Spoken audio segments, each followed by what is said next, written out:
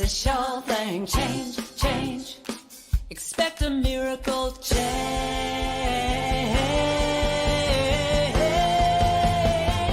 Watch me change when you change the way you look at things.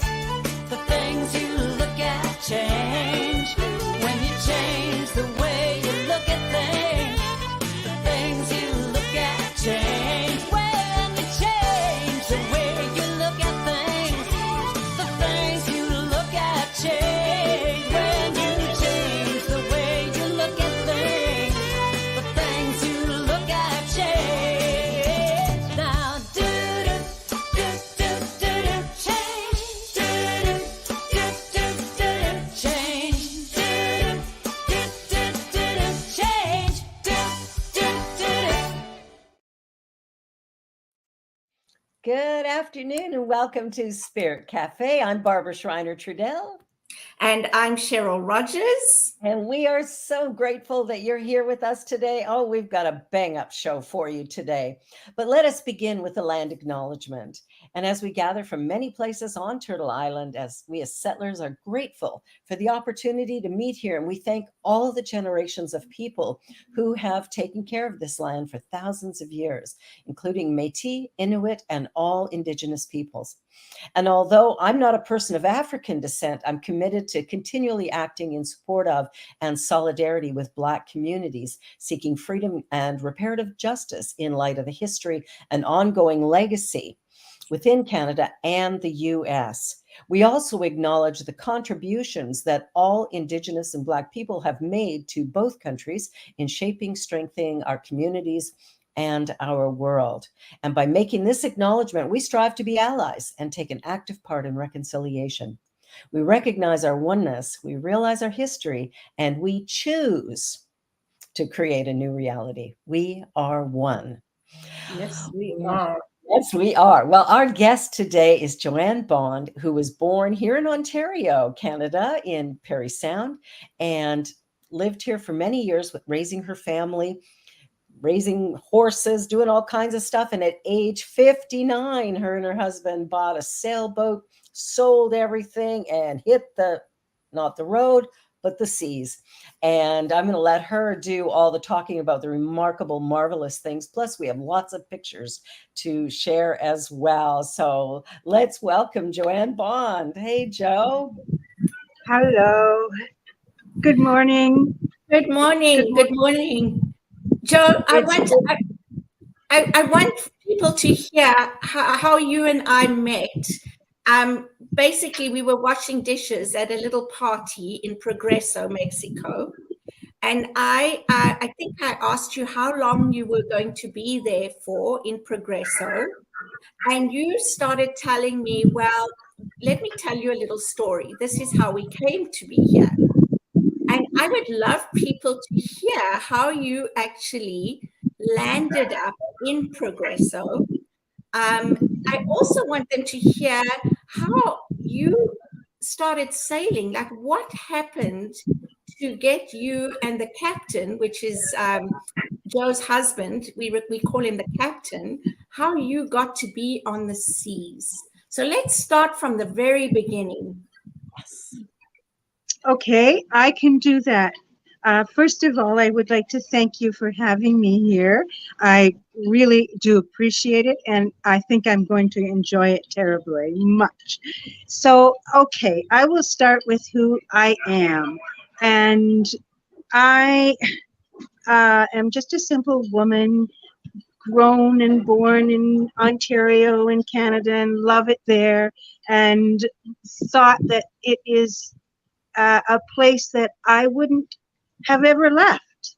However, my husband and I moved to Nova Scotia when we were transitioning, when my children were going to university, and we moved east to be close to his family from our home in Ontario. And we were getting close to retirement, and he was always an individual who was project oriented. And one day my daughter said to me, "Mom, there's something wrong with Dad, and I don't know what it is." And I wasn't paying attention. I was busy like we all are, watching what's going on in the world. We've been together for all of our years and getting ready to retire. And so I said, okay, fine, I will see, I'll watch. And I considered one thing. We were living in Eastern Canada, and I said to him, Keith, why don't you take a sailing course, right? Maybe you will like that. Maybe because just out of the blue. So he said, yeah, I think I'll try it, which he did. I never said another thing to him. I never questioned it. And I uh, continued on. He stated to taking his courses. I continued on with my life and getting ready for retirement. And then between Christmas and New Year's one year, just right out of the blue, I was sitting on my computer in our office and looking out at the snow falling down, and it was beautiful. And he walked by me and he just touched my shoulder and said, Joe, you're going to have to take a sailing course. You're going to love it. So I started taking lessons too, and that turned into a massive piece in our life. We had no idea where this was heading, and we ended up taking different courses and becoming qualified. And then we thought, what are we going to do with that? And the ultimate was a boat. So we found a boat in Prince Edward County. You would think we would find one in Nova Scotia, but we found one in Prince Edward County, Ontario, went there, retrofitted the boat, and we talked about what we would do, put it on a truck and truck it all back to Nova Scotia and get ready for some sailing around Mahone Bay where we lived. And we wandered up and down the coast of Nova Scotia trying to find a place to put our boat. And we fell in love with a little marina called Gold River Marina, which was more like a boatyard rather than a yacht club. And it fit our needs. So in that walk back and forth along the shores, trying to find this spot, we ran into so many old salts who were serious sailors and people who had talked to us about the water. And they said, don't truck that boat. Don't truck that boat. Get on that boat and sail it home. And you will learn more in that trip home than you will in 10 years sailing around Mahone Bay, doing whatever it is you're going to do. So we thought about that and we did it. And we just got on the boat and sailed it home. And it took us 5 months. We planned to do that. And it was absolutely the most wonderful trip. What it did for us, and I don't want to cry, was we had been together since we were teenagers. And what it did that first trip, besides traveling up the most beautiful river in the world to get to Nova Scotia, it stimulated our relationship again. It stimulated our life. It was new. It was like we were kids again. It was an inspiration. It was just so wonderful. Anyway, Goosebumps. We got back to Nova Scotia, and what we did was we retrofitted the boat to get to Nova Scotia with the intent that we would spend a few years getting it ready to try to do something bigger. And why bigger? Because we could. And it was a challenge, and it was something that my husband wanted. He needed things bigger to do, and I needed to be a part of that. So we ended up planning. We retrofitted the house as well. We turned it into 2 apartments so that we would have an income when we left Canada and what we were going to do. And then just before we left, we thought, why do we want these headaches? Why do we want to worry about somebody's septic system not working or, in the apartments that we were renting out? So we sold it and said, no, we can do this. We can just do this. And we did. So off we set. We left in November of 2016. It's not the right time to leave Canada. It's a little cold. We scraped ice off the interior of the boat as we left, but we we were doing this, and we left heading, and every time we moved a bit further south, we kept thinking, oh, it's going to be warmer tomorrow. We're getting further south.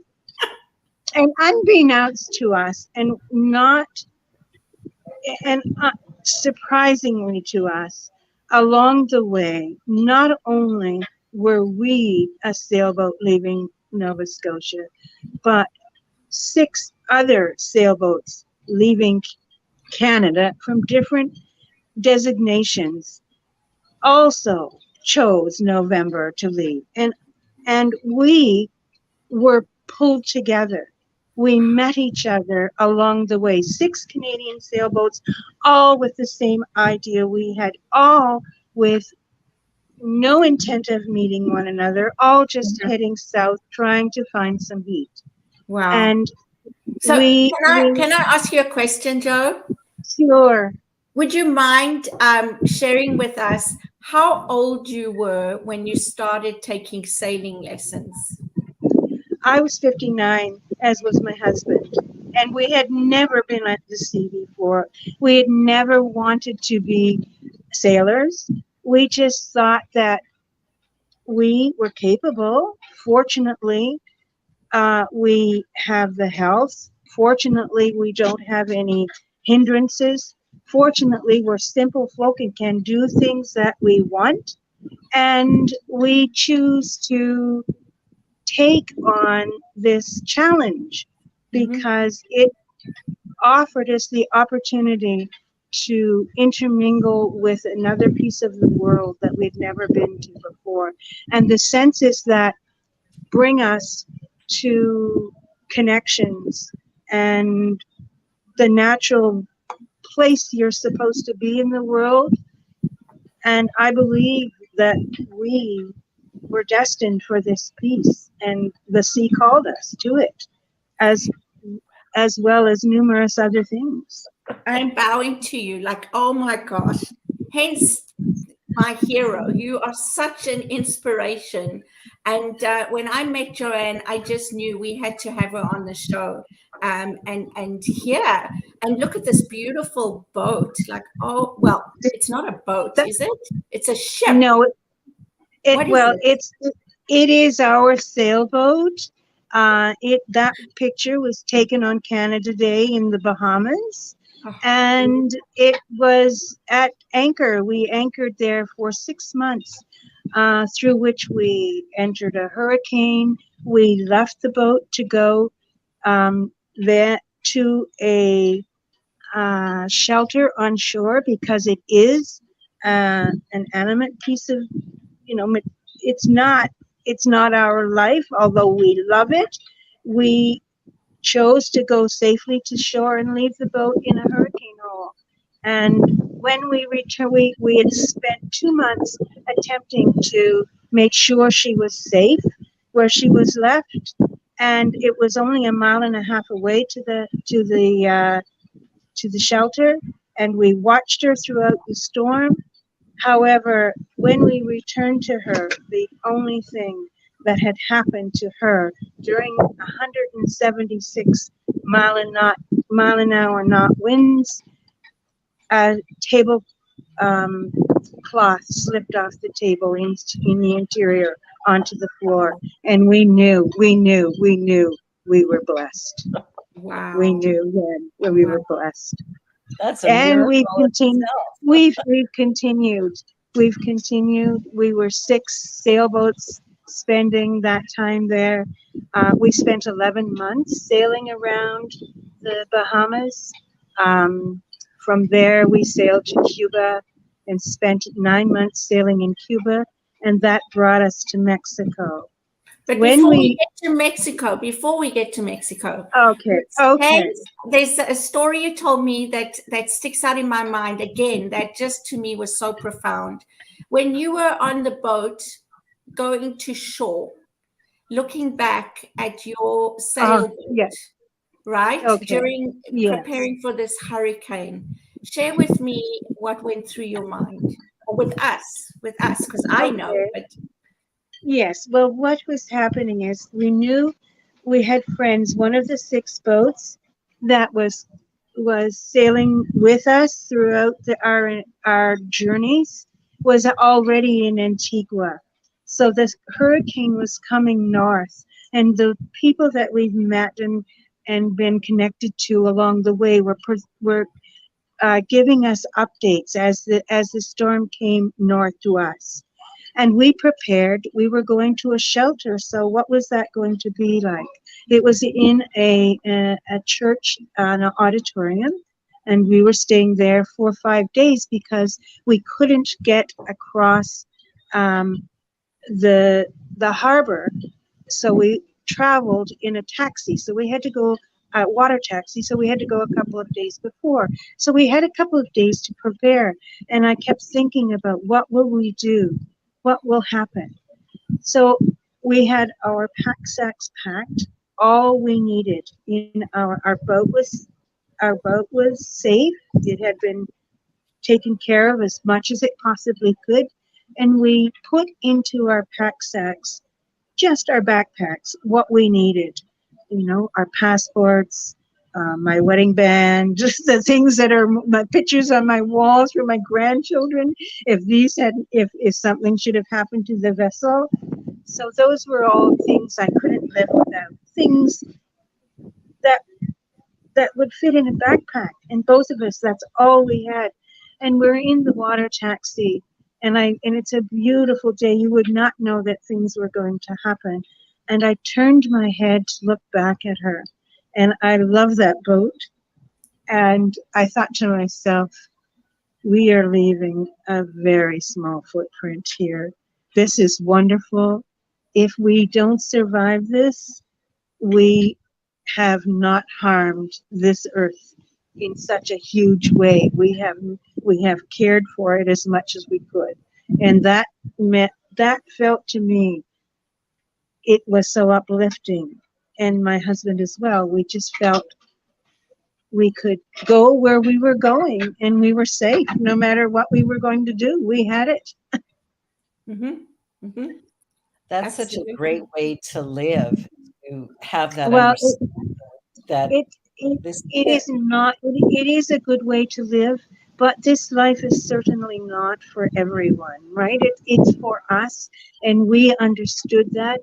And because we have been wanderers our whole lives, although of course we had, stable things in our lives, we needed to follow forward in everything that we did. So it was just another experience, another adventure, another connection to put us forward into whatever it is that we do. And the people that we meet along the way in this journey are the people who inspire us, who give us reason to connect. When we're living on the water, and it doesn't matter what your lifestyle or your boat, or we all experience Mother Nature's horrific situations at once. It doesn't matter if you're in a $2 million boat or a $200 boat, that piece, we are connected and we share and we give each other the strength to carry on with something that we choose to do. Mm-hmm. Mm-hmm. The picture that you're seeing now is because of a situation we were together in Mexico. I shared this with a couple of people who were very wonderful individuals, Cheryl and Kevin, and we were at a cenote. A cenote is a hole in the ground, really, connecting all of underground water flows in Mexico. And this particular one is one that we went to together. And I had been to others before, but in this particular cenote, I was struck. I wanted to go in the water, but I couldn't. And I wondered why.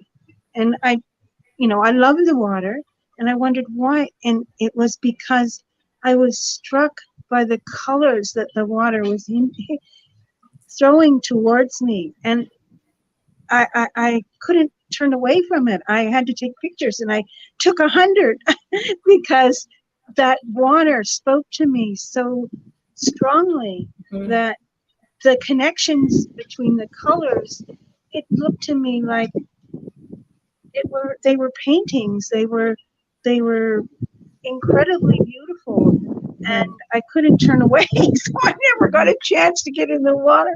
People were enjoying it so, but those pictures looked to me like they were something hanging in an art gallery, and it so moved me that it was just another connection to the nature around me. So that's why they're there, and that's why you're seeing them now. Yeah, beautiful. Even though they're reflections, they don't look like reflections. Which No, is they don't. amazing. I know. Yeah. I know. And because we were surrounded by a jungle, and only the light from the forest top was allowing it in, and it gave those reflections to me that I thought, oh my goodness, right? Stunning. How Beautiful. Yeah, it's just one of those things that happen, and it's out of the blue, and it gives me reason to reflect on how wonderful our simple pieces of life give us the opportunity to revel in those things that are so touching and so connected. Absolutely. I feel so blessed to be one of those people, I think, in that picture. Oh my Yes, God. you are. I've been there with you, and to see those gorgeous pictures now. Oh, just very, very emotional, actually. It is emotional. It's spiritual as well, in that, those connections, had we not met, chatting over doing some dishes, had we not met, this, the things I've learned from you, the things I've, garnered from this piece as well, it will resonate with me for the rest of my life. It's because we connect. It's because we have a peace. It's a simplicity that we people seem to. I don't know. It's one of those things that we're lucky and blessed to have. Absolutely. And as you're talking it, to me, it's living in the moment. It's the moments that people miss, that go by because they're not taking notice. They don't have that awareness. And so they're not appreciating, like you were in that moment where you were and what you were experiencing, that awe. I've had many of them, and I don't know why. I am so blessed. I don't know why, but because the you're simplicity. amazing. Because the simplicity. I was in a space. My husband and I were sailing up the St. Lawrence, heading east to get back to Canada, and there was a moment where I felt I should not be in the place I was, because the area, the situation was just out of my realm. My husband and I were sailing along. It was a beautiful day. We were on the river between two mountains, nothing else going on.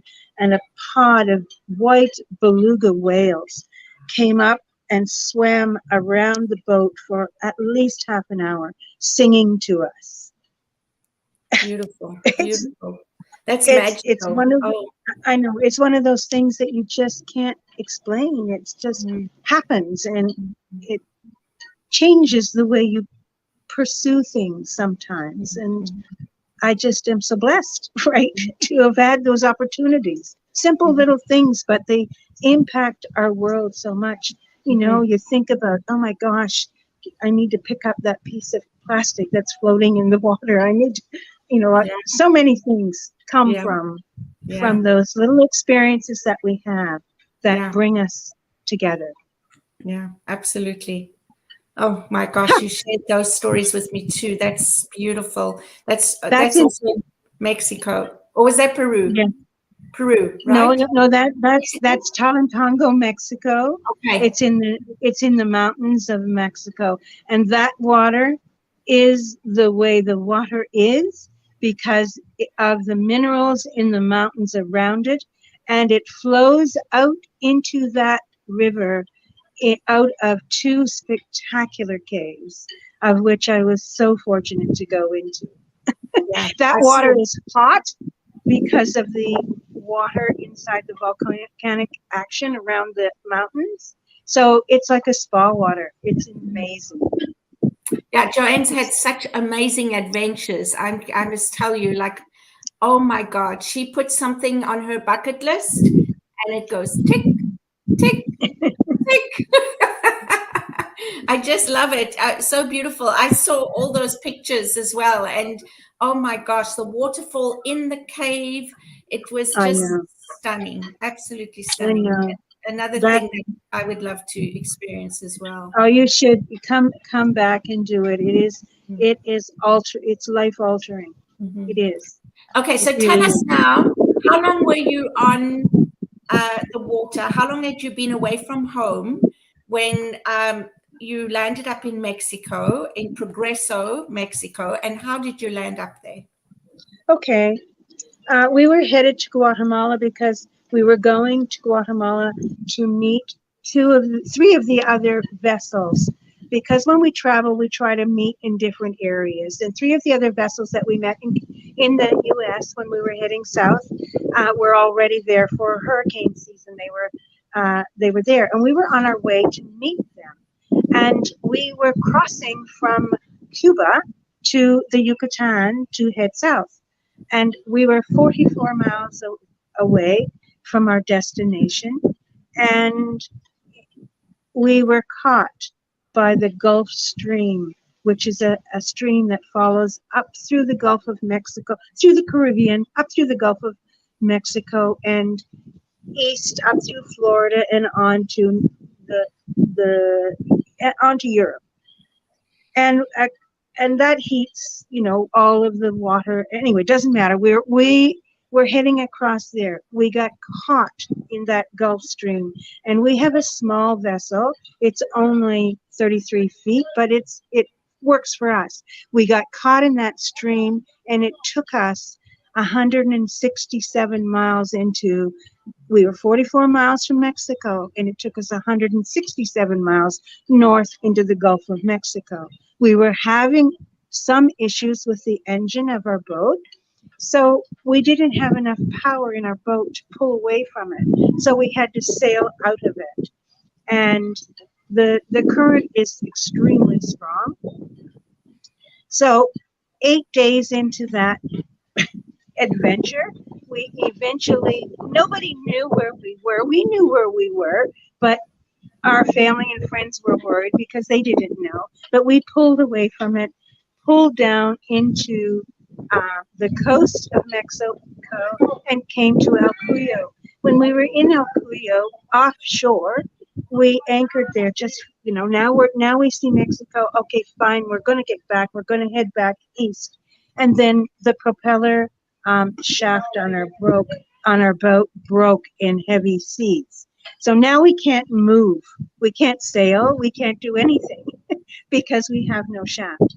So we have to get that fixed. So we go back to, we drift back to a little community called El Cuyo, which is about, I would say, 60 to 70 kilometers west of Cancun, along the north shore of the Yucatan. And now we're there. We can't move, so we have to repair the boat. So we start doing that project, and we're off the boat because we're on the shore of the beach, and we can't live aboard the boat because we're in heavy swell. We can't. It's not a marina. It's just on the shore of a beach, and it's rugged. So we get off the boat and we live off the boat while we're trying to fix it. and we get help. And this is a little community of 220 people. We haven't yet checked into Mexico because there's no customs or immigration in this little fishing village that we live. So we start doing the renovations, and people in the community help us. So we're off having lunch, and the boat anchor pulls away from its anchor and Okay, turns now over. leave us And in suspense okay, because we need to take a 1-minute break. okay, We're going to okay, come back and hear what happened when the anchor broke. And take okay. it from All right. there. Thanks, Joanne. Okay, I will see you shortly. Yes. See.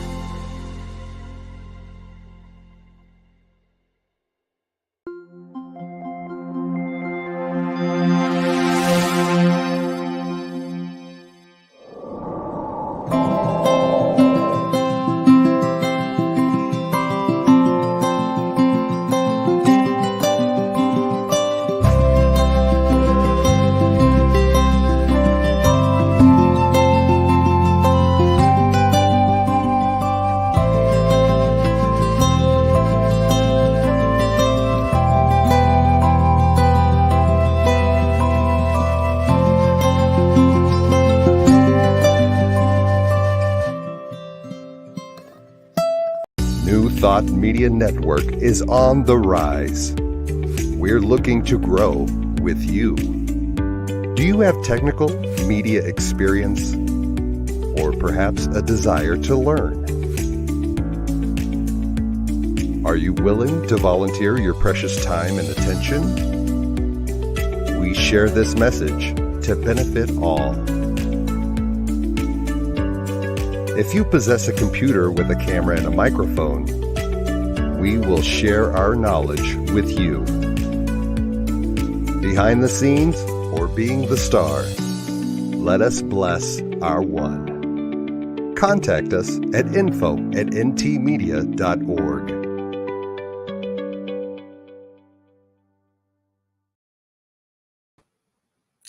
Welcome back. Hi.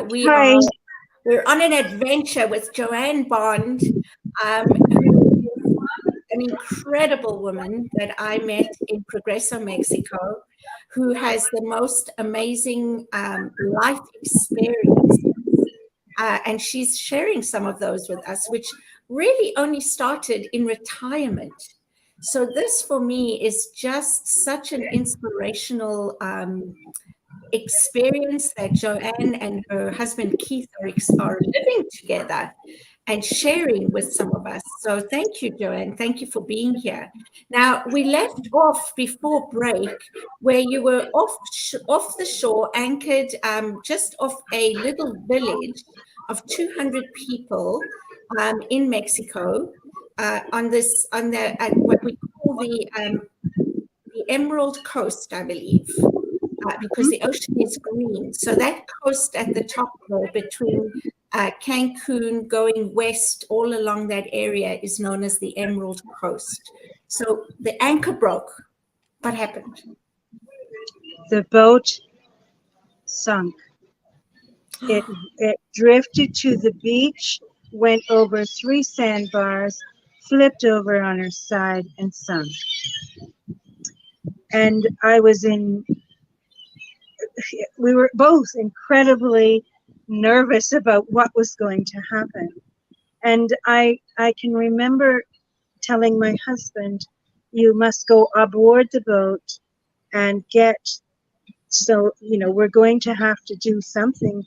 What are we going to do? You're going to have to go get the things that are important to me. We'll crawl back into the boat full of water, and we will move on from here and get those few things that I can't live without.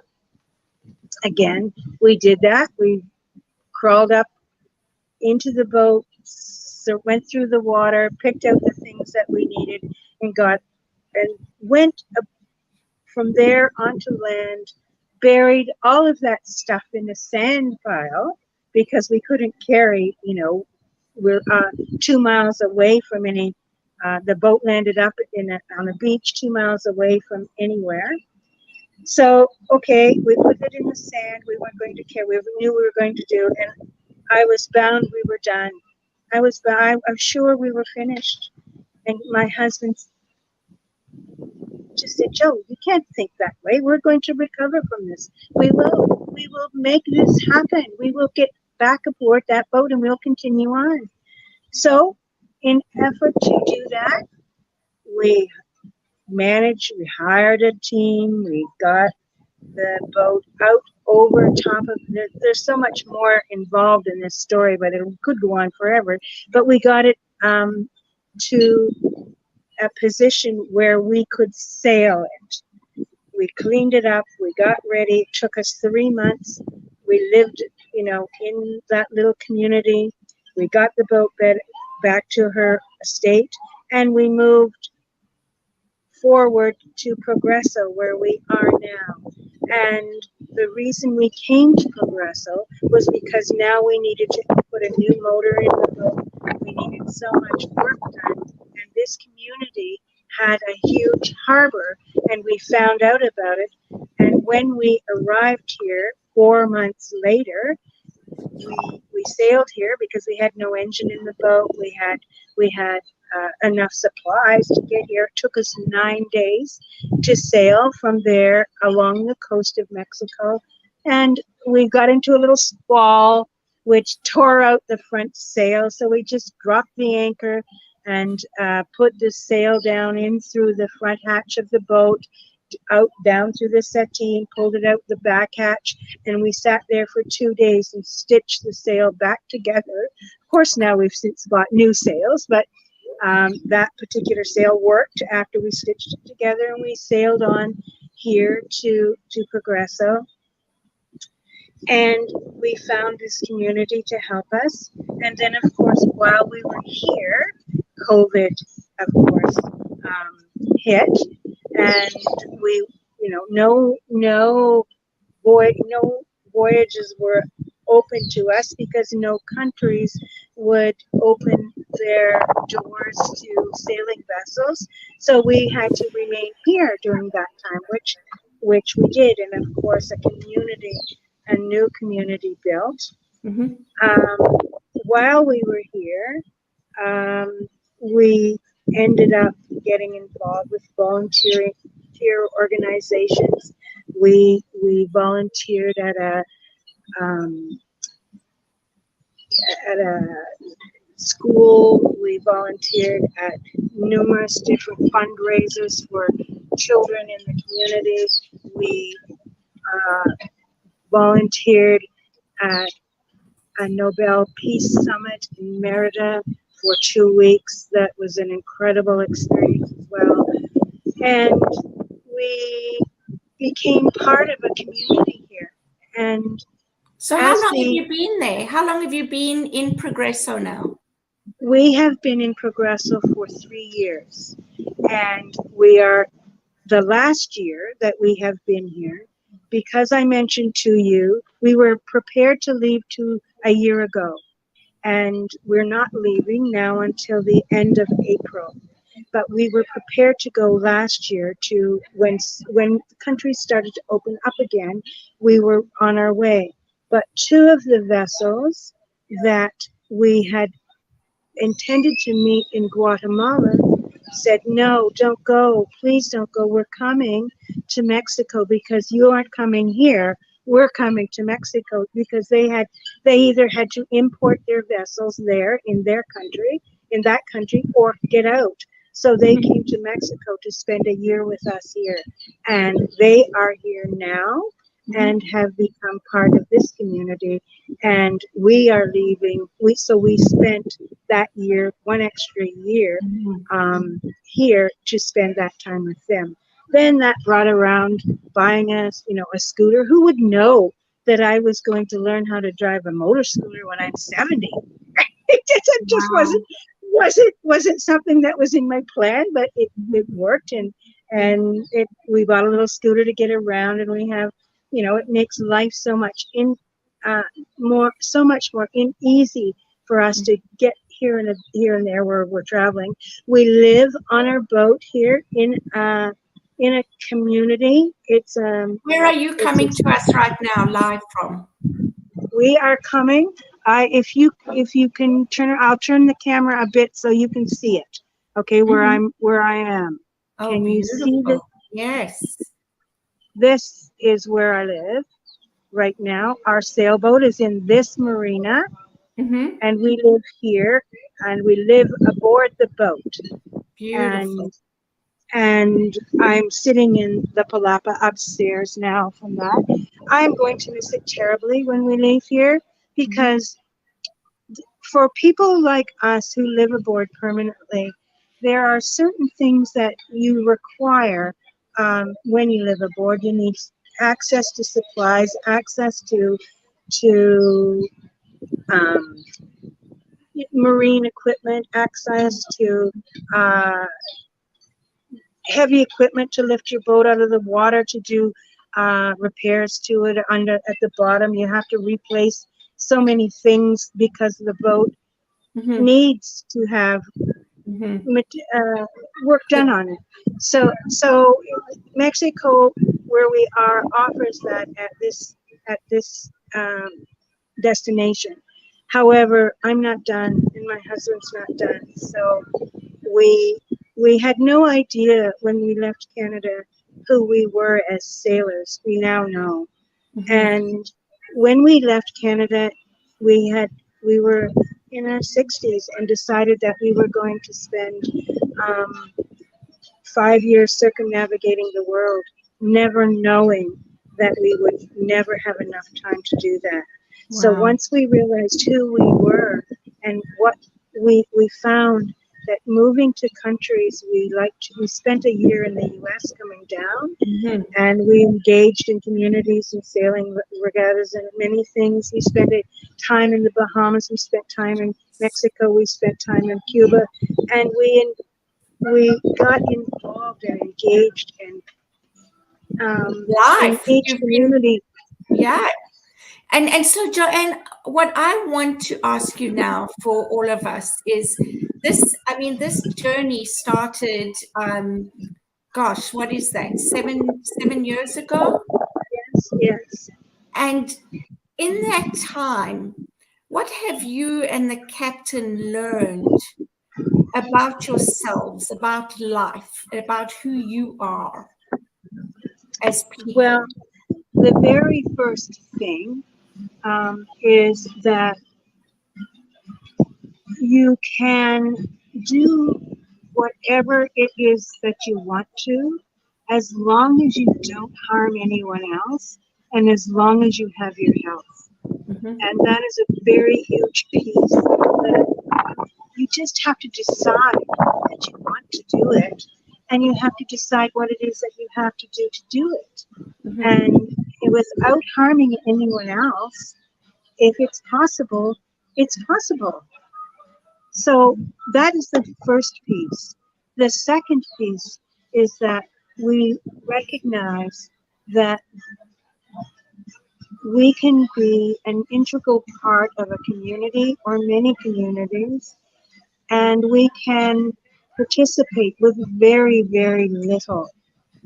We can survive quite well in small spaces, as long as we have lots of outside space for ourselves.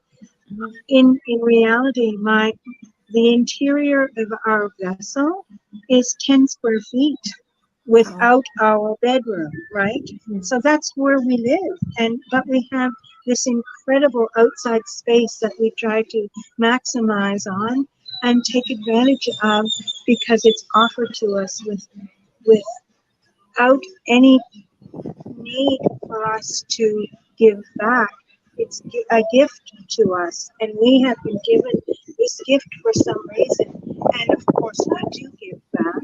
But if you choose to do something, you can do it as long as your health is there. And we took that opportunity, just did it. Beautiful. Now we have our families back in Canada, and originally, Keith is the youngest of 12. He's born in Newfoundland, and he has a huge following. And the second youngest of 12, all of whom are still living, and they want to know what we're up to.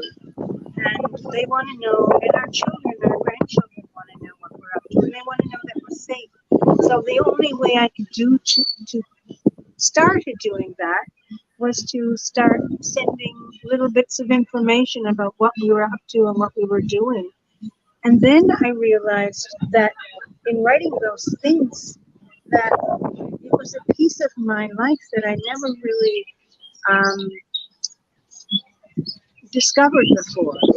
I quite enjoyed that solitude and that thoughtful process that it takes to record some of those things that we do. And in doing so, I recognized that the simplicity of our lives offers us the opportunity to explore so many bigger things, especially with yourself, when you ask that question, you know, and what it means to be a participant in the ambassadorship of the world. We're all just people, and we all have opportunities to join together to make it so simple. It doesn't have to be the rush we have. I understand that it's an economic necessity, but I have done that piece, and there has to be a little piece for yourself, and you should take it. That's what I've learned. Oh my gosh, I just love that.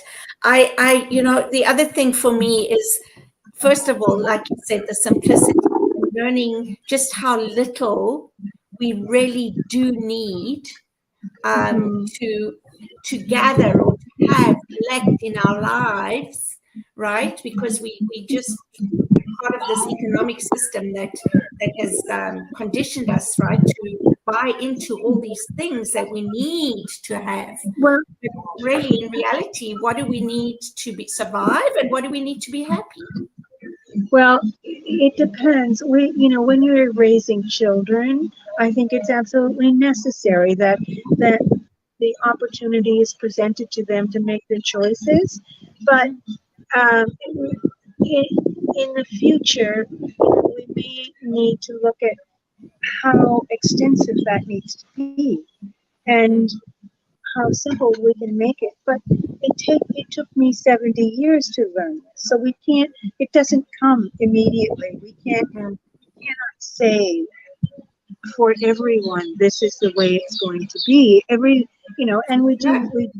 live in a world that is going forward, and all of those pieces need to connect. But for the captain and I, it's come down to this, and we survive. We were fortunate enough to both have worked for government positions all our lives, and we survive completely on our pensions. We can save money on our pensions, living the way that we do. We do try to do extensive travel. While we've been here in Mexico, we've visited 9 of its 32 states. We try to go to see. We try to integrate into the simplicity of whatever is there, and we try to give back where we can, because we have been given this opportunity. I don't know why. I don't know where it's going to take us, and I'm quite happy with that, and so is he. So it is. We're leaving here in the end of April April to go to the Dominican Republic, on, we've replaced all, we're in the process of getting the boat ready now. We will sail to the Cayman Islands, then to Jamaica, then the south coast of Cuba, and then be in the the next hurricane hole we need to hole up into for the next 6 months in a place called Luperon, the Dominican Republic, because we're not finished with this adventure yet. We need to see more and do more and connect more. So I just think the people that we've met along the way inspire us to continue. And That's wonderful. so What that's my I story. what I love is just how you basically have listened to your inner voice, and you're doing what feels right for you and Keith. And that to me, there's got to be such trust and faith and surrendering into just allowing yourselves to go with the flow and be where you are. It is challenging, but there are higher planes you come to. I have looked at the water for almost 7 years. I look at it, and stare at it, and I can honestly say to you, it almost speaks to me. It does in a way. The boat speaks to me in a way, and because I have the time to listen to it, and time to question, and time to ask of myself, what does this mean? What does this mean for me? What does it mean for us? And where does it place me in my relationships with people because of it? It's a learning process for me. Wonderful. And it doesn't stop. I'm fortunate to recognize, and because I'm healthy, I have the opportunity. So, so many people can't enjoy it that because of those health issues they don't have. Absolutely. And so you recognize that, and you have gratitude for it, and you live it to the fullest. And the other thing that I want to say to me is, it's not just a physical adventure, it's not just a learning adventure, this is a spiritual adventure. Absolutely. Yes, absolutely. And not only can I connect with a spirit world, which I think we're all connected in. We all have something that brings us together. We're people. We have a spirit that wants to go forward, and we, because the way in which we live, it connects us with nature as well as the spiritual piece, the physical piece, and the emotional piece that we all strive to be better at, I think. And I'm just hoping that the people I meet and the people I engage with teach me something, and I can give them something. Oh, 100%. Absolutely. I think that anybody who has the great honor and fortune to meet you and Keith and to hear your story. No, I'm serious, Jill, because you guys just, to me, exemplify living. And I think a lot of us become quite complacent in the way our lives unfold, and we just choose to believe in the story that we get old, and we sit in our chairs and watch TV, go for little walks, but you guys are living. That's what I find so inspirational, is that you haven't bought into that story. I mean, I read the other day you met a woman, you were climbing up somewhere, and you met another woman who was the same age as you, and you were celebrating, that you could do these things that some maybe young people can't even do because they're not fit enough, or whatever the case may be. And here you are in your, I think, 71, your 71st or 72nd year, and you're doing these wonderful things, and you're loving it, you're enjoying it. Yeah.